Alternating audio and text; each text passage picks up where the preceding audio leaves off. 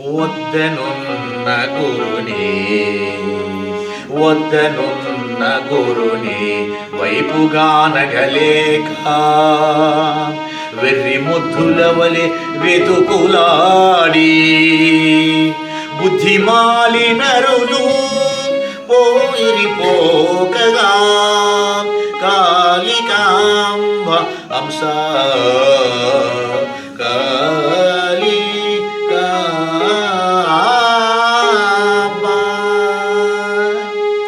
వద్దనున్న గురుని విడిచిపెట్టి నువ్వు ఎక్కడెక్కడనో ఆడ గురువు ఉండు ఈడ గురువు ఉండ ఎందుకురా మీరు నాయన ఎతికేది? మీ గురువు మీలో పడినే ఉండు, అదే శ్వాస. మీరు ఎప్పుడైతే ఆ శ్వాసను పట్టుకుంటారో అదే మీ గురువు. ఆ శ్వాసను పట్టుకుంటే, శ్వాసాన్ని జీవులు పట్టుకుంటే ఆ జీవుడు దేవుని దగ్గర దూరుకొని పోతాడు మెల్లమెల్ల మెల్లమెల్ల. గురువు ఎత్తుకనికి అవసరం లేదు మీరు అని అంటున్నాడు వీరబ్రహ్మేంద్ర స్వాముల వారు. వెతకి వెతకి వెతకి వెతకి వెతకి వెతకి వేసారి వేసారి అచట నిచట లేడనొచ్చు నుంచి తరచి చూచితాను తనలోని కనుగొనే కాళికాంబ అంశ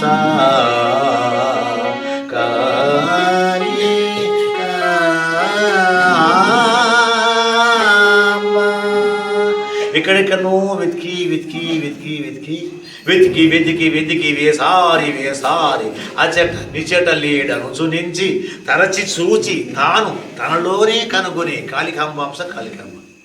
ఈ ప్రపంచం మీద ఆడ గురువుండు ఈడ గురువుండు, ఆయన బాగా చెప్తాడు ఈయన బాగా చెప్తాడు, ఆయన ఇద్దాం ఈయన చోరిద్దాం, ఆయన ఉపదేశం తీసుకుందాం ఈయన ఉపదేశం తీసుకుందాం అని తిరిగి తిరిగి తిరిగి లాస్ట్కు నీ శ్వాసను నువ్వు పట్టుకొని తనలోనే భగవంతుడు ఉన్నాడని తెలుసుకుంటావు అని అంటున్నాడు వీరబ్రహ్మేంద్ర స్వాముల వారు.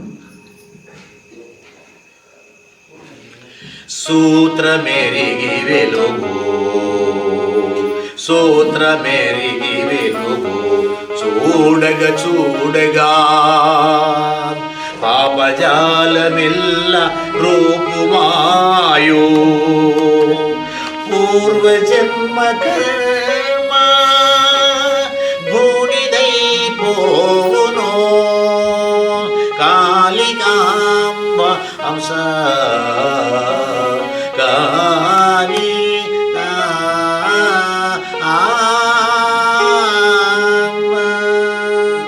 సూత్రమెరిగి వెలుగు చూడగ చూడగా పాపజాలమెల్ల రూపుమాయు పూర్వజన్మ కర్మ బూడిదైపోవును కాళికాంబ అంశ కాళికాంబ. మీరు యజ్ఞాలు చేసినా పూజలు చేసినా తీర్థయాత్రలు పోయినా యాగాలు చేసినా దాన ధర్మాలు చేసినా మీ యొక్క పాపకర్మలు కాలిపోవు, మన పాపకర్మలు కాలిపోవు. పుణ్యం చేస్తే పుణ్యం వస్తుంది. వచ్చే జన్మల కోటీశ్వరుని ఇంట్లో ఉడతాం, వైభోగాలతో బతాం, కానీ కర్మలు మాత్రం కాలిపోవు. కర్మలు అట్లే ఉంటాయి. మరి కర్మలు ఎట్లా పోతాయంటే సూత్రం ఎదిగి వెలుగు చూడగ చూడగ పాపజాలం ఎల్ల నశిస్తుంది. మనం ఎప్పుడైతే శ్వాస మీద మన మనసు పెట్టి కరెక్ట్గా మనసుని పెట్టి మనం శ్వాస తీసుకొని విడుస్తుంటామో నీ యొక్క కోటాన కోట్ల జన్మలన్నీ 84 లక్షల జీవరాశులు చేసిన పాపాలన్నీ కొంచెం కొంచెం కొంచెం కొంచెం రోజు కొన్ని భస్మైపోతుంటాయి. పాపాలు పోవాలి, పుణ్యాలు కూడా పోవాలి. రెండు పోతేనే పరమాత్మను చేరుకుంటాం. అయ్యో మరి పుణ్యం ఎందుకు పోవాలంటే పుణ్యం అంటే మళ్ళీ కొడతావు, నువ్వు ఏమైనా కొడతావు పుణ్యం చేస్తే మనం. ఆ పుణ్యకర్మలు పోవాలి, పాపకర్మలు రెండు పోవాలి. పుణ్యం అనేది బంగారు సంఖ్యలు, పాపం అనేది ఇనుప సంఖ్యలు, రెండు సంఖ్యలే. కానీ రెండు కర్మలు కాలిపోతేనే మనం భగవంతుని చేరుకుంటాము. ఆ భగవంతుడు అనుభవించేటటువంటి ఆన్లో పోయి మనం ఉంటాం. ఆ భగవంతుడు ఏదైతే అనుభవిస్తుండో మనం అదే స్థితి ఉంటాం అన్నట్టు. మరి భగవంతుడు ఏ స్థితి చూసి ఆయన అనుభవిస్తుడు? మనము పిల్లలు మన సంసారము, మన ధనము, మన శిల్క, మన ఇల్లు, మన కాళ్ళు చూసి ఆనందం మీద మనం బతున్నాం. మరి భగవంతుడి కాళ్ళు ఉంటాయా? భూమి ఉందా? పిల్లలు ఉండరా? వాళ్ళకి ఏముంది? మరి భగవంతుడు ఆయన దేని గురించి ఆనందంగా బతుండ? ఆయనలోనే ఆయనతో శక్తి ఉంది. ఆత్మ పరమాత్మ రెండు కలిసినప్పుడు ఆనందము అది చెప్పనీకి రాదు. ఆనందం అన్నట్టు నీ యొక్క సంసారం మొత్తం, నీకు కోట్ల ఆస్తి మొత్తం ఒక గడ్డిపూసలే కనిపిస్తుంది. అప్పుడు నాకు అనిపిస్తుంది. అప్పుడు ఎందుకంటే నేను 3 సార్లు పోయిన కాబట్టి చెప్తాను. అప్పుడు అట్లా అనిపిస్తుంది మనకు. ఇదంతా అవుతుంది ఇదంతా ఏం లేదు, ఎంత ఆనందం ఉంది మన లోపల ఎంత ఆనందం ఉందబ్బా, ఆ ఆనందమే కావాలి నాకు, ఈ ఆనందం నాకు వద్దు అనిపిస్తుంది. అప్పుడు అందుకనే మరి బుద్ధుడు భార్య, కొడుకు, సంపద, రాజ్యం విడిచిపెట్టి అడవిలో పోయి తపస్సు చేసి ఆయన లోపల ఉన్న ఆనందాన్ని ఆయన పొందిండు. మరి ఎందుకు పొందిన ఆయన రాజ్యాన్ని ఎందుకు విడిచిపెట్టిండు అంటే రాజ్య సుఖానికన్నా ఎక్కువ సుఖం మా లోపలనే ఉంది. బయటలు ఈ ప్రపంచంలో సుఖం లేదు. సుఖం ఉంది, కష్టం ఉంది. ఇంట్లో కూడా ఉంది సుఖము కష్టం రెండు ఉంటాయి ఇంట్లో. కానీ ఇంట్లో రెండు ఉండవు. ఒకటి ఆనందం ఉంటుంది ఇంట్లో. కష్ట సుఖాలు కాదు మించింది ఆనందం ఉంటుంది మనకి ఇంట్లో. ఆనందాన్ని చేరుకోవాలంటే నిత్యం మనం ధ్యానం చేసుకోవాలి, పాపకర్మలు కాలబెట్టుకోవాలి. అన్ని మూట అయిపోయినాయి కానీ ఆ మూట అయిపోయినా కానీ నిత్యం మనం ఎక్కుతాం, లేకపోతే ఎక్కలేము. ఒక 100 కిలోలు పడుతుంది అనుకో, అది ఎత్తుకొని మనం నిజం ఎక్కుతామా? మనం ఎక్కలేం కదా. ఆ మూట మొత్తం కరిగిపోవాలి. కరిగిపోతే అది అన్ని కరిగిపోయినాక అన్ని చిన్న ఎక్కుతాం, మనం మీదకి ఎక్కుతాం అన్నట్టు. ఆ పరమాత్మ స్థాయికి వెళ్ళిపోతాం మనం, లేకపోతే పోలేము మనం. అంటే ఆనందాన్ని మనం చూడలేము. ఇదే ఆనందం గొప్పది అనుకుంటాం. ఈ భార్యనే గొప్పది, ఈ పిల్లలే గొప్పది, ఈ సంసారమే గొప్పది, ఈ ఆస్తి గొప్పది, నా పదవే గొప్పది అనుకొని ఈ ఆనందంలోనే పడిపోతాం. భౌతిక ఆనందం ఇది. ఎలా ఉంటుంది రేపు ఉంటుంది, రేపు పోతుంది. మన ఆలోని వస్తుంది, మరి ఎరుడు పోతుంది, వస్తుంటుంది పోతుంటుంది. ఓ నాడు కష్టము నాడు సుఖం, ఓ నాడు కష్టము నాడు సుఖం, ఇట్లా నడుస్తుంటుంది మన జీవితం. ఈ జీవితం కరెక్ట్ కాదు. స్థానమందు లేదు, స్థానమందు లేదు, పానమందు లేదు, మంత్రతంత్రమందు మహిమలేదు, గుణము కుదిరినేని ఘనయోగి తానోనో, కాళికాంబ హంస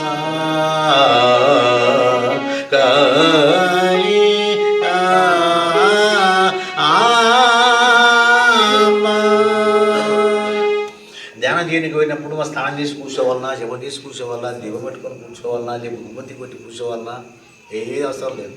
కాజీలు కడుక్కోవాలన్నా ఏది అవసరం లేదు. స్నానం చేయాలన్నా అవసరం లేదు. స్థానమందు లేదు, పానమందు లేదు, మంత్రతంత్రమందు మహిమ లేదు, నీ గుణము కుదిరనేని ఘనయోగి తానవను. నీ గుణంతో కారణం కానీ శరీరంతో కారణమే కాదు. ఆసనాలు వేసుకోవాలన్నా, పద్మాసనం వేసుకోవాలన్నా, స్నానం చేయాలన్నా, ఇట్లా గోడ కాపు కూర్చోవాలన్నా, ఎట్లా కూర్చోవాలి అనేది ఏది లేదు. నీ మనసు ఒక్కటే కారణము, నీ మనసు నిగ్రత ఒకటే కారణము. నీ మనసుని నీ శ్వాసమే నిలిపితే అదే మహాకోటి పుణ్యం నీకు వస్తుంది. అంతే, అంతమంది ఏమి రాదు. నువ్వు ఎట్లా వచ్చినా ఒకటే, స్నానం చేయకున్నా ఒకటే. రమణ మహర్షి 2-3 ఏళ్ళు స్నానం చేయరు ఆయన. మరి ఆయన మహానుభావుడు ఏంటి కదా. 2-3 స్నానం చేయకపోతే ఊరు ఊజలు పట్టుకుంటారు పిల్లగాని పట్టుకొని, అంత జిబ్బు అంత మసి అంటితే పట్టుకొని ఉద్యమం పట్టుకొని పొరిగట మొత్తం పొరిగి స్నానం చేద్దామంటే ఉత్తాడు లేచి ఉడుతున్నట. ఉడుతుంటే ఓ తెప్ప అప్పటిదప్పుడే తెప్ప స్టార్ట్ అయ్యి అప్పుడే ఒడిసేకొచ్చాడు. ఆయననే ఒడిసేకొచ్చిందంట. మహానుభావుడు మరి రమణ మహర్షి. నీకు గుర్తే కదా రమణ మహర్షి అంటే. అట్లా ఆయన స్నానం చేయాలి, ఏం చేయలేదు. మరి మహానుభావుడు కాలేదు ఆయన. స్నానంలో ఏం లేదు, నీ మనసే నిగ్రత కావాలంతే. స్నానం లేదు, ఏం లేదు. ఆశలున్నవారి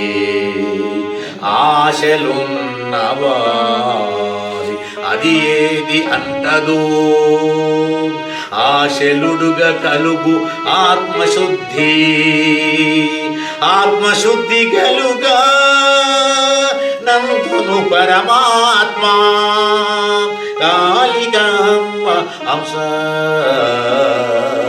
కాళి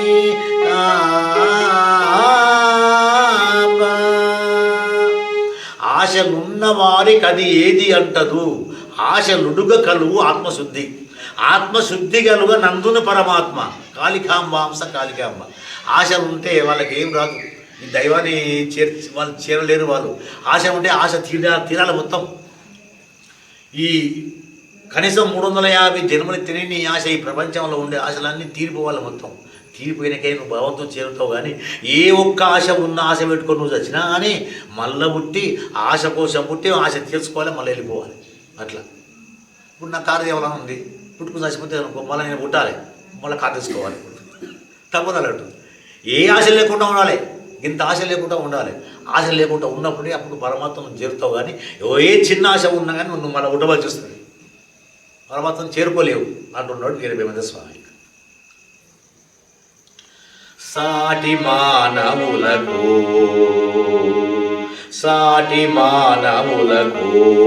సాయంబు పడబోక, నల్లరాళ్ళు తెచ్చి గుళ్ళు కట్టి మృక్కులిడిన బ్రతుకు చక్కపడంబోదు,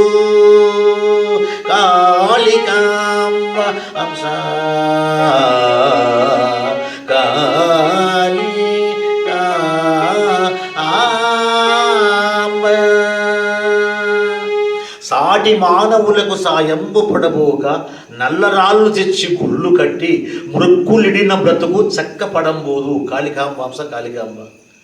ఓ బీదోటి ఇస్తే వానికి ఇంత సాయం చేయలేవు, అన్నం పెట్టలేవు, వానికి చినిపోయిన బట్టలు ఉంటే ఓ వస్త్రదానం చేయలేవు. కానీ ఓ పెద్ద గుడి కట్టి ఓ రాయి తులిచి అందులో లింగాన్ని చేసి పెట్టి మొక్కితే నీకేమొస్తుంది? ఏం రాదు. ప్రతి జీవిలో కూడా భగవంతుడు ఏముండు. నువ్వు ఏ జీవికి పుణ్యం చేసినా కానీ భగవంతుడు చేసినట్టే, ఏ జీవికి అపకారం చేసినా కానీ భగవంతుడికి అపకారం చేసినట్టే. నువ్వు ప్రతి జీవిగా భగవంతుడు ఏముండు. ఏ జీవిగా జీవుల భగవంతుడు ఏముండు. ఆ శక్తి ఉండబట్టి అది కదిలిపోతుంది. పాముల భగవంతుడు ఏముండు, తేళ్ల భగవంతుడు ఏముండు, ఏనుగల భగవంతుడు ఏముండు, ఎలుకల భగవంతుడు ఏముండు. ప్రతి జీవిలో భగవశక్తి ఉంది. ఆ శక్తి ఉండబట్టి ఆ జీవి కదులుతుంది, లేకపోతే కదలదు, అట్లే పడుతుంది అని. ఆ శక్తి ఉండబట్టి మీరు మొత్తం చూస్తున్నారు, వింటుర్రు. ఆ శక్తి లేకపోతే మీరు శవలైపోతారు. ఆ శక్తి ఉన్నబట్టే నేను చదువుతున్నా, నేను చెప్తున్నా, మీరు వింటుర్రు. ఆ శక్తి లేకపోతే నేను శవం అయిపోతాను. ఆ శక్తి మా లోపల ఉంది, ఆ భగవశక్తి మా లోపల ఉంది. ఆ శక్తిని కనుక్కోమంటున్నాడు వీర వేమేంద్ర స్వామి వారు. ఉదాహరణకు ఒక లబ్బర్ బొమ్మ, ఆ లబ్బర్ బొమ్మలో బ్యాట్ వేసినాం మనం. ఒక బ్యాట్ వేస్తే అది తైతక్క ఆడుతుంది. బ్యాట్ తీసి పక్కకెడితే ఆడదు. మనకు కూడా బ్యాట్ ఉంది, మరి ఇంత బొమ్మకు బ్యాట్ లేదా? ఇందులో బ్యాట్ ఉంది, ఆ బ్యాటరీ భగవంతుడు. ఆ బ్యాటరీ తెలుసుకోవాలి మనం. అట్లా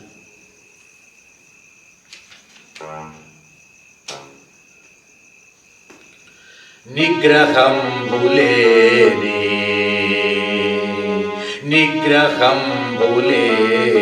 నిరుభాగ్యులెల్లరో విగ్రహములకెల్ల విందు చేసి భోగభాగ్యములను పొందకాక్షింతురో కాళికాంబ హంస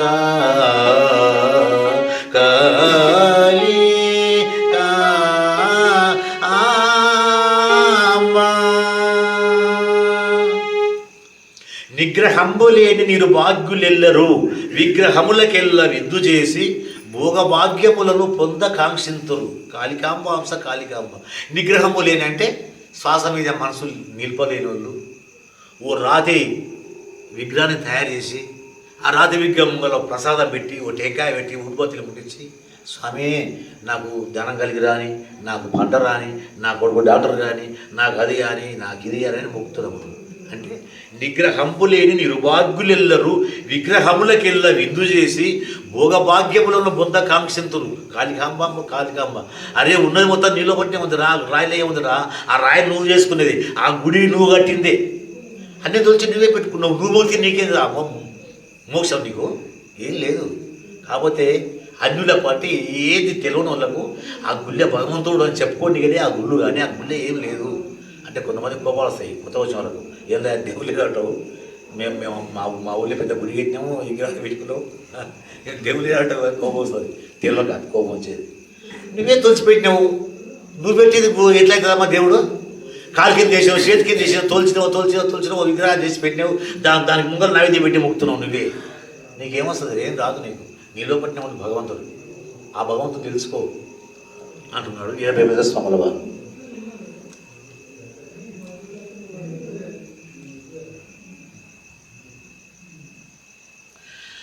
పరశరీరములను స్వశరీరమట్లు తలచువాడు హింస సలుపనట్టి ఇంగితాత్ముడే బ్రహ్మా కాళికాంబ హంస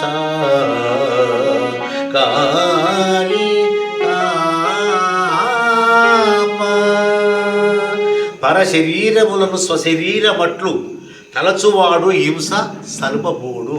హింస సలుపనట్టి ఇంగితాత్ముడి బ్రహ్మ కాళికాంబ హంస కాళికాంబ.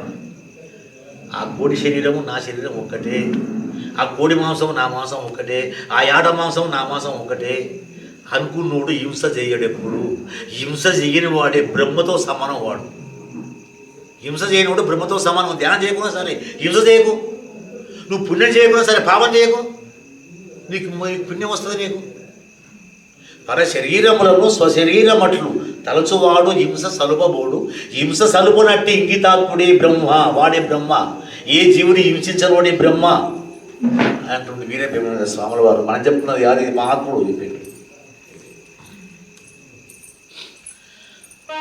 జీవులను వదిలించి, జీవులను వదిలించి జీవికి వేషనా, జీవదోషంబుల జెక్కి పడును, జీవహింస చేత చిక్కునా మోక్షము, కాళికాంబ హంస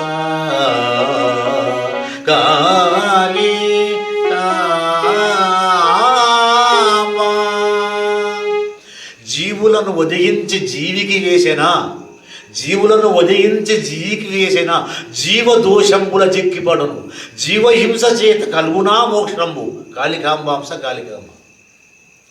జీవులు ఏ జీవి కానీ హింస చేయకూడదు. ఆ జీవి నీ లెక్కనే బతకడానికి వచ్చింది ప్రపంచానికి. నువ్వెట్లా వచ్చినావు, అన్ని జీవులు బతకడానికి వచ్చినాయి. మనకు అజ్ఞానం కూడా వాటి తెలియక ఆ జీవి అట్లా వచ్చింది, ఇది నా కోడి, ఇది నా మేక, ఇది నా ఆవు అని మనం హింస చేస్తున్నాం. కానీ మనం ఎట్లా వచ్చినామో ఈ ప్రపంచం మీదకి అన్ని జీవులు బతకనికి వచ్చినాయి. ఏ జీవిని హింస చేయకూడదు. ఏ జీవిని చిన్న హింస చేసినా కానీ నువ్వు హింసలో పడిపోతావు. ఆ హింస నిన్ను కష్టపెడుతుంది, ఆ హింస నీకు రోగాలు తెస్తుంది, ఆ హింస నీకు పాపం భీతి పుట్టిస్తుంది, ఆ హింస నిన్ను పరమాత్మ చేరనివ్వదు. ఆ స్థితికి పోనీయదు. అది తేలిపోవాలి. నువ్వు చేసిన పని మొత్తం తేలిపోవాలి. ఎన్ని రోజులకు ఉన్నా కానీ ఓ జీవి నేను కోడి కోసినామంటే కథ నీ గొంతు మళ్ళీ ఆ కోడి పోయాలి. ఎన్ని రోజులకు ఉన్నా పోయాలి. అది మానవ జన్మ ఎత్తాలి. నువ్వు కోడి కావాలి, వచ్చి నీ గొంతు పోయాలి. హింస తప్పదు. అటువంటి హింస చేయకూడదు. ఈ భగవద్ధ్యానం ఒకటోళ్ళు, ఈ ధ్యానం చేసేటోళ్ళు అటువంటి హింస ఎప్పటిగా చేయకూడదు. చిన్న హింస చేసినా మహాపాపం చుట్టుకుంటుంది. అంతకన్నా మించిన పాపం ఈ ప్రకృతిలో లేదు. ఒక మానవుని చేతుల్లోనే కొన్ని కోట్ల జీవులు నాశనం అవుతున్నాయి ప్రతిరోజు. మనం ఆ యోచన చూసి తెలుస్తుంది. చేపల కాడ నుంచి, రొయ్యల కాడ నుంచి, కోట్ల కాడ నుంచి, ఆడల కాడ నుంచి, పశువుల కాడ నుంచి, దున్నపోతుల కాడ నుంచి చూసుకుంటే ఈ ప్రకృతిలో కొన్ని కోట్ల జీవులు మానవుని చేతుల కటింగ్ అయిపోతున్నాయి. అట్లా కటింగ్ కాబట్టి ఈ భూమాత, ఈ పంచభూతాలు విజృంభించి కొన్ని రోగాలు తెచ్చి పెడుతున్నాయి మనకు. నిన్న వచ్చింది ఏం రోగం మనది, కరోనా అంటే ఏంటి మరి. అందుకే అటువంటి రోగాలు వస్తాయి. అటువంటి ఒక గాలి వచ్చిందంటే చుట్టుకొని పోతాం మనం. నాది మనం వాళ్ళము. ఒక్క గాలి విషం గాలి వస్తే అయిపోయాయి పోతే 7 రోజులు అక్కడ కోళ్ళకి పడిపోతాం. మనం ఎంత ఈ ప్రకృతి లెక్క మనం. అందుకని ప్రకృతికి అన్యాయం చేయకూడదు. ప్రకృతిలో జీవులంతా ఈ భూమాతకు అన్ని జీవులు సమానమే. మనకిన మన పిల్లలు ఎట్లా సమానమో ఈ భూమికి అన్ని జీవులు సమానమే. అటువంటి జీవులను మనం హింస చేస్తుంటే ఆ భూమాత ఊగోదు, విజృంభిస్తుంది. అందుకే ఇప్పుడు ఎండాకాలం వానకాలం అయింది, వానకాలం ఎండాకాలం అయింది. ఏమైనా వర్షాలు వస్తున్నాయా? చలికాలం ఎండాకాలం అయింది, ఎండాకాలం చలికాలం అయింది. కాలం ఎందుకు మారుతుంది? అందుకే ఆ జీవుల నుంచి మహాపాపం అంటే జీవుల్లో ఒకటి దాగి ఉంది. ఏం లేదు ఇక ఏదైనా అంత పాపం కాదు చెప్తున్న బ్రహ్మగారు. జీవులను చంపితేనే మహాపాపం వస్తుంది. జీవులు నువ్వు ఎట్లా బతకనికి వచ్చినావు, అవి బతకనికి వచ్చినాయి ప్రపంచానికి. నువ్వు ఏ జీవిని హింస చేయకు. ఏ జీవిని హింస చేసినా కానీ భగవంతుని హింస చేసినట్టే. నువ్వు ఏ జీవికి అన్నం పెట్టినా కానీ నువ్వు నాకు పెట్టినట్టే. కాళిదాసు ఒక అమ్మతాన నెయ్యి ఒక రొట్టె ఆడుకొని పోయి ఓ సెలిమిగాడ కూర్చొని తింటుంటే కుక్క వచ్చి ఆ రొట్టె ఎత్తుకొని పోయింది. వినరావు ఆనే ఉంది. అంటే ఆయన ఇన్నరావు పట్టుకుని ఉడుతుంట, ఓ స్వామి ఆగు, ఎన్న పెడతా ఉడుతున్నాడు. కుక్కనే రొట్టె తీసుకొని పోయింది. ఎన్న రాస్తా ఆగు స్వామి, ఎన్న రాస్తా ఆగు అంటున్నా. అంటే ఏంది ఆయన మతి? భగవంతుడే ఉండల్లా, భగవంతుడే తీసుకుపోతున్న రొట్టెని. అయ్యో ఎన్న ఇస్తే ఇంకా బాగుండు కదా. కుక్కకు వాళ్ళ స్థితి అట్లా ఉంటుంది. మరి సాయిబాబా గురించి కూడా ఇట్లా చాలా ఉంటాయి. అలా మీకంతా కొన్ని గుర్తే ఉంటాయి. ఇలా సాయిబాబా చాలా ఉండేది. అవన్నీ అవన్నీ చెప్తే టైం అవుతుంది. కానీ అంతరంగమందు అపరాధములు చేసి మంచివాని వలె మనజుడుండు, ఇతరులెరుగకున్న ఈశ్వరుడెరుగడా, కాళికాంబ హంస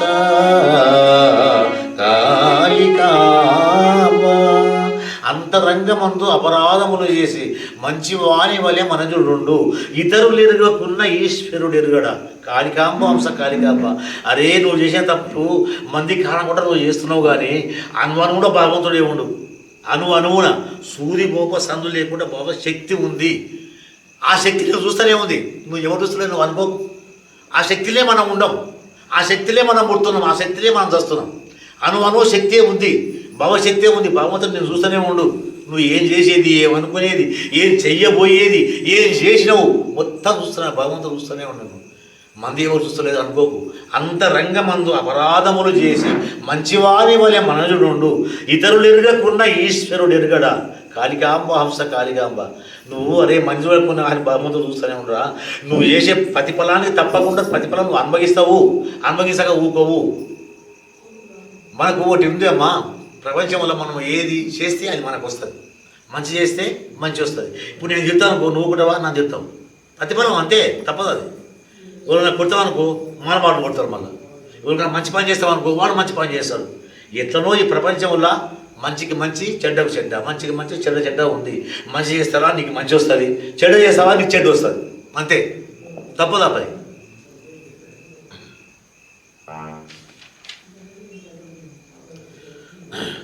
తిలరసములేక దీపము ఎలుగదు, పువ్వు లేక ఫలము పుట్టబోదు, భక్తి లేక జ్ఞాన ఫలము లభింపదు. కాళికాంబ హంస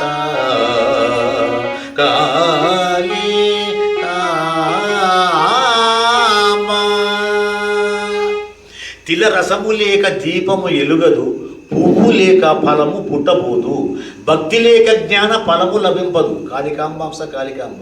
తిల రసము లేకంటే ప్రమిదల దీపం లేకపోతే, ఆయిల్ లేకపోతే దీపం వెలుగదు, పువ్వు లేకపోతే కాయ పుట్టదు, పండు కాదు.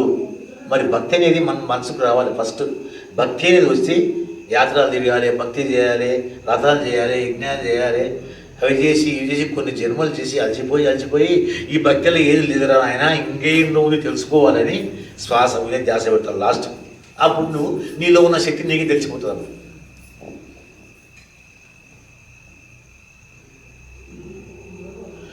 మాయపడిన జనులు మరుమంబుగనలేరు, మాయ తొలగిపోవ హాయిగల్గు, మాయ దృంచ గురుని మంత్రమే శక్తము. కాళికాంబ హంస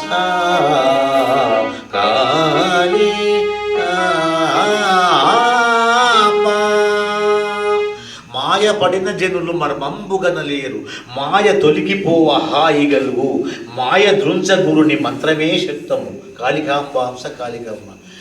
మాయలోనే ఉన్నప్పుడు మనకు మాయ అనిపించదు. మాయ తొలగిపోతేనే ఇది మాయరా, ఇది కరెక్ట్ అనిపిస్తుంది మనకు. మాయ అంటే ఇప్పుడు మనకు మనకు ఒక స్వప్నం పడ్డది అనుకోండి. ఉదాహరణకు మంచి స్వప్నం పడ్డది, ఇప్పుడు ఏం చేస్తుందా ఇంటుందా నిరుగుతున్నా ఒకరేసి మేము మంచి వస్తుంటే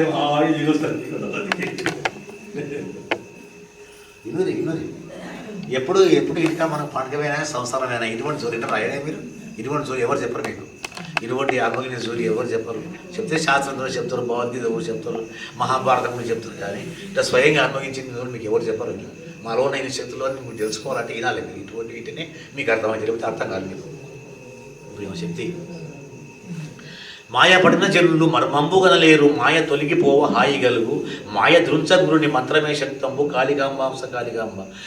మాయపడిన అంటే మాయలు ఇప్పుడు మాయలోనే ఉన్నాం. ఇప్పుడు మాయలో ఉన్నప్పుడు ఇది మాయ అనిపించదు, మాయ మంచిది అనిపిస్తుంది.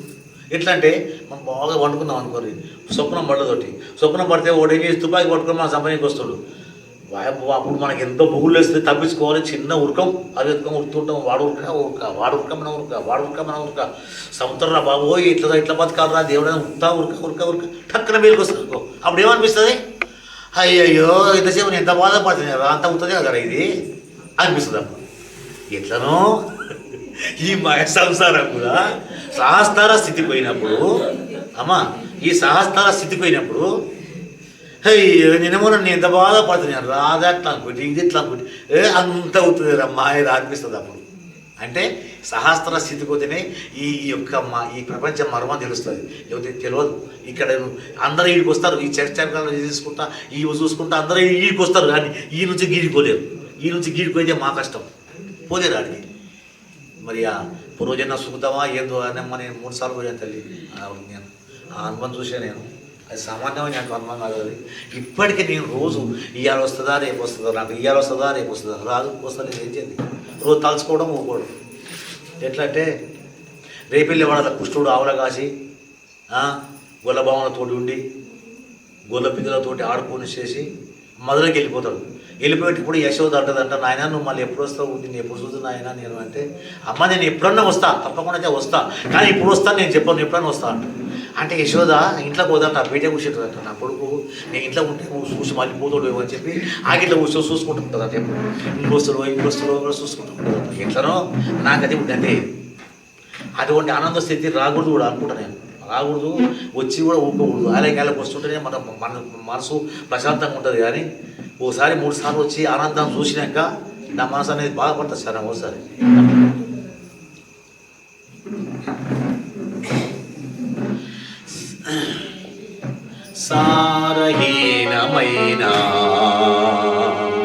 సారహీనమైన సంసారమున జిక్కి ఆలు పిల్లలన్న ఆశతోడా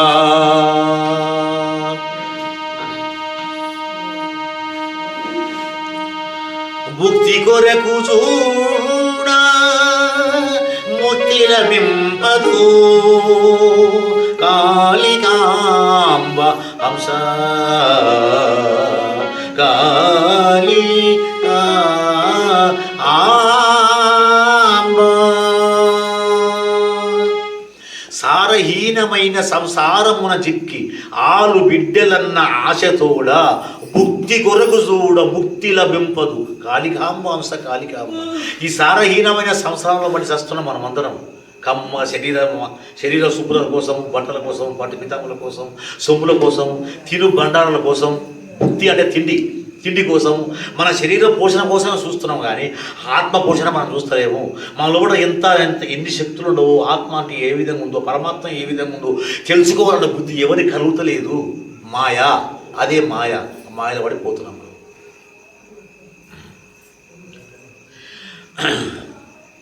కనులు మోసి ధ్యాన ముననుండవలెనన్న మాయ మనసు రెచ్చి మరులు గొలుపు మనసు కెట్టువాడు ఘనమైన మునియౌను కాళికాంబ హంస కాళికా ఆంబ. కనులు మూసి ధ్యానముననుండవలెనన్న మాయ మనసు రెచ్చి మరులు గొలుపు మనసు కట్టు ఆడే ఘనమైన మునియవును కాళికాంబ హంస కాళికాంబ. ఇట్లా జోలు చెప్తుంటే నేను పాటలు పాడుతుంటే తెల్లారి తింటారు, ఏ పిగర్ లేకుంటే తింటారు. టీవీ ముంగలుంటే చూసుకుంటే తెల్లారు చూస్తారు, జోలు పెట్టుకుంటే తెల్లారు కూర్చుంటారు, పొద్దుగులు కూర్చుంటారు. కానీ కళ్ళు మూసుకోవటే కూర్చోలేరు, కళ్ళు మూసుకొని కూర్చోలేరు. కనులు మూసి ధ్యానముననుండవలెనన్న మాయ మనసు రెచ్చి అంటే అది అట్లా బాయ్, ఇది ఇట్లా బాయ్, ఆర్డర్ చేసి ఇది ఇట్లా బాయ్, ఆపుడు గట్లా ఇప్పుడు గిట్లా అని తీసుకొచ్చి మొదలు పెడుతుంది, లేనిపోతే తీసుకొచ్చి మొదలు పెడుతుంది. కనులు మూసి ధ్యానముననుండవలెనన్న మాయ మనసు రెచ్చి మరులు గొలుపు మనసు కట్టువాడే ఘనమైన మునియవును కాళికాంబ హంస కాళికాంబ. ఇది మనం చెప్పుకున్నది మా వీర భీమేంద్ర స్వామి వారు చెప్పేది. కొంచెం అన్వయించిన మహానుభావుడు ఆయన.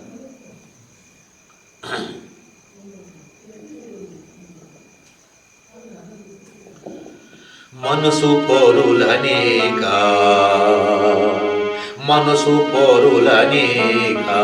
మాయల పడబోక చిలిపిరాళ్ళ పూజ చేయబోక గురుని పూజ చేయ పరమలాభమురా కాళికాంబ హంస కాళికా ఆంబ. పొరుల నీక మాయల పడబోక చిలిపి రాళ్ల పూజ చేయబోక గురుడి పూజ చేయ పరమలాభమురా. కాళికాంబ హంస కాళికాంబ. మనసు పొరులు నీక నువ్వు ధ్యానంలో ఉన్నప్పుడు మనసు ఎక్కడ పోకుండా శ్వాస మీదే పెట్టాలి. మనసు పొరులు మాయల పడబోక, నువ్వు ఏమాత్రం మాయల పోకు. గురుడి పూజ అంటే శ్వాస పూజ. ఈ శ్వాస మీద మన మనసు ఎట్టు పెడతామో దాన్ని గురు పూజ అని మర్మంగా చెప్పినారంట. అట్లా ఈ శ్వాస నువ్వు ఎప్పుడైతే జపిస్తావో నీ లోపల మర్మాలు మొత్తం తెచ్చిపోతాయి అంటున్నాడు వీర బ్రహ్మేంద్ర స్వాముల వారు. 9 టైం. ఇంకా చెప్పుకుందామా? కాసేపు ధ్యానం చేసుకుంటారా? మీ ఇష్టం చెప్పండి. తెల్లారు